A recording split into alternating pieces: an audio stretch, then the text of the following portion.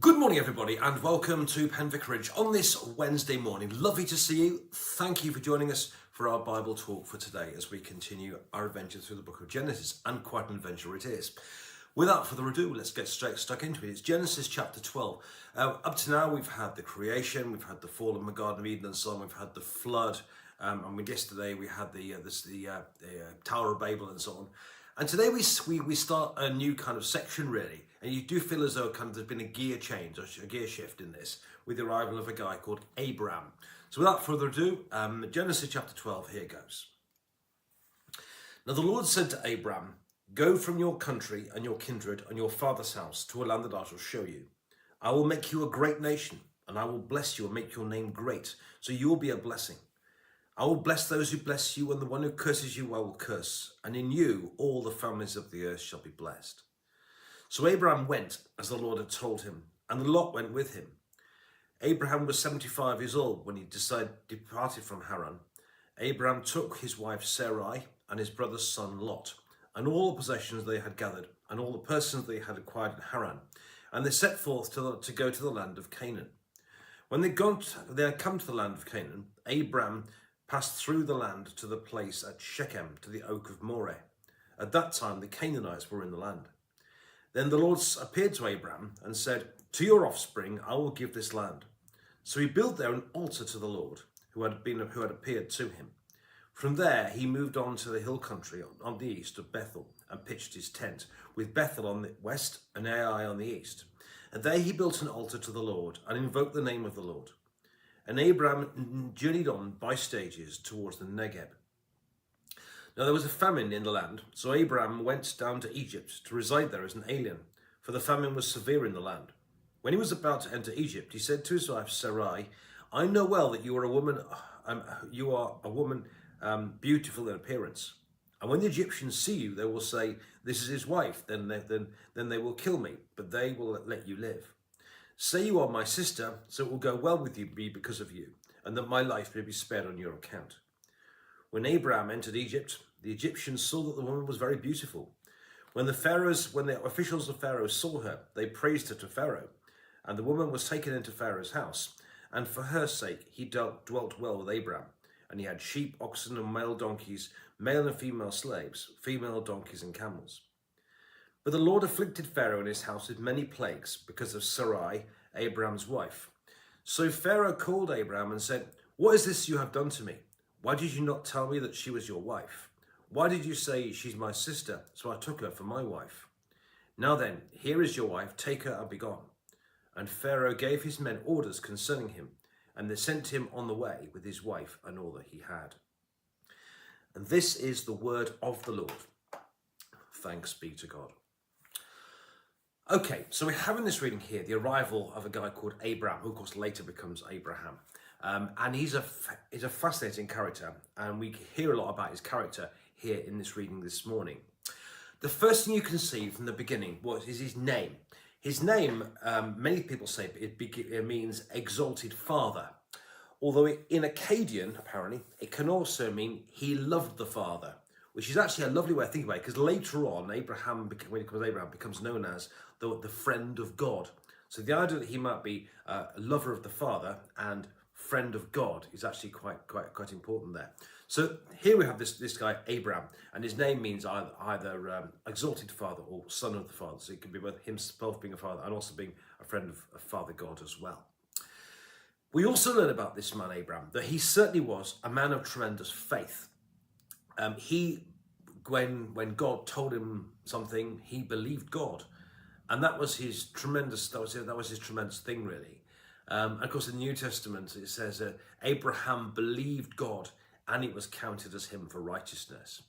So Abraham's great feature, if you like, the great thing that marks him out as a tremendous person of God is his faith. When God says something, he believes it.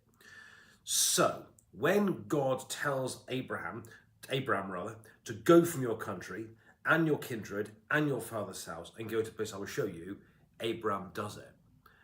He's prepared to uproot everything. He uproots his family and he leaves his father's house and so on and so on and so on. And he takes with him his wife Sarai and his nephew Lot and one or two other people as well. So when God says something, tells Abraham to do something, he does it. So he's got tremendous faith in that regard. As I say, the family was semi-nomadic anyway, because they'd already moved. You find out in the previous chapter they'd already moved, but his father doesn't go. Sarai doesn't go all the way, but Abram, when God tells him to go, he goes. And I think there's an example there of faith to us, really. How much do we believe God? What would we do? The other thing to say is that God appears to Abram and tells him, "I will make of you a great nation." Now, it's interesting here because we already know in the previous chapter, in chapter 11, verse 30, in the genealogy, the list of names in the previous chapter, we know then that Sarai was barren. So even here, Abram, not only is he prepared to believe God and trust God and do what God says, also when God tells him that Sarai is going to have children because he's going to be the father of nations, Abram believes him. So here in this reading here, that Abraham's great things, that he was a great person of faith. But when God speaks to Abraham, there's something very important. He says, your name will be made great, which it clearly was, and you will become the father of many nations. And I will bless you. But then he goes on, and there's a very important verse here, which I think is just absolutely key, when he says, "And in you, all the families of the earth will be blessed." And I feel here very strongly that God is saying here that I will bless you, but my blessing is not to be kept for yourself. The blessing is, you're being blessed so that other people can be blessed too. And I've said many, many times that God blesses us, my friends. And because God blesses us, we have a kind of duty, if you like, to pass that blessing on to others. Because we are a blessed people, we should be a blessing to the community around us.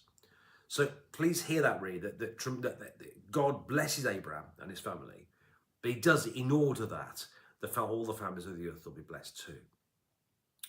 So here, get the picture here of the arrival of this guy, Abram, and see first his faith, that he's prepared to trust God, that God will guide him, even when it must seem a bit crazy thing to do. And also that when God tells him that he's going to make he's the father of nations, even though his wife is barren, he still believes God.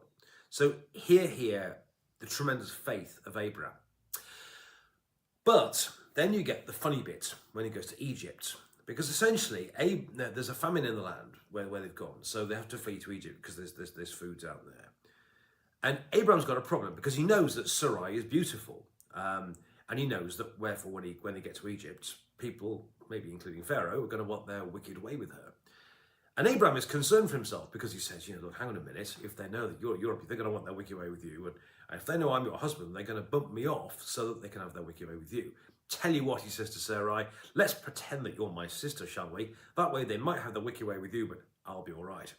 And that's kind of essentially what happens. And she is very beautiful. Pharaoh takes him for his wife.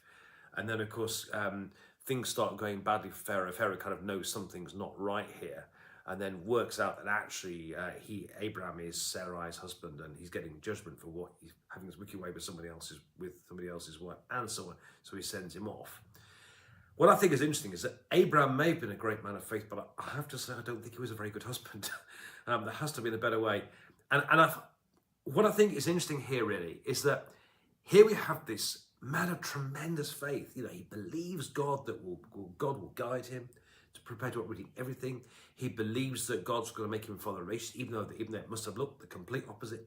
Abraham's all his faith, but he just, as I say, I just don't think he was a very good husband here, to say the least. And I think what it says is that many great men and women of history are great, and they give tremendous gifts and tremendous faith, but actually we're all fallen human beings, aren't we? We're all fallible. And the only person that wasn't, of course, is Jesus. And you got people like King David, who was a tremendous man of faith, but eventually, succumbed to the lurings of it, or succumbed to his lustful thoughts to get a woman, somebody else's wife, a woman called Bathsheba. So you can have people who have tremendous faith, but they're still fallible human beings too. And you still see that in Genesis, because we all need forgiveness. And the only person that's ever lived who's perfect, of course, as I say, is Jesus. So here we have Abram, this tremendous example, this tremendous man of faith, but a decidedly fallen and flawed character. But actually, in a sense, that's what we all are, isn't it? We're all, ultimately, we're all forgiven sinners. And I think sometimes often people kind of expect in the church to see everything to be perfect and this wonderful, totally perfect, loving community where nothing bad ever happens and blah, blah, blah, blah, blah. Actually, the church is full of forgiven sinners. As somebody else once said, I love this one, if you find the perfect church, don't join it because you'll spoil it. I quite like that. So in this chapter 12 here, we have the arrival of this guy, Abram, this man of, as I said, this towering patriarch, this father of the nation, father of God's people, friend of God, tremendous man of faith. When God says something, he believed it, however unlikely it may have seemed. But Abram had trusted, believed in God, and yet he was a fallen character too. And that actually is this where we're at today. So let's pray to God that God would give us faith too.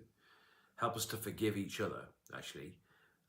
And also to remember, as I say, that we all need forgiveness. We're all forgiven sinners. The only one that wasn't is Jesus, and it's him that we need. Bless you, my friends. Hope you find that helpful. Have a lovely day. Enjoy the rest of your Wednesday. Thank you for watching. Do pass these messages. Do share them.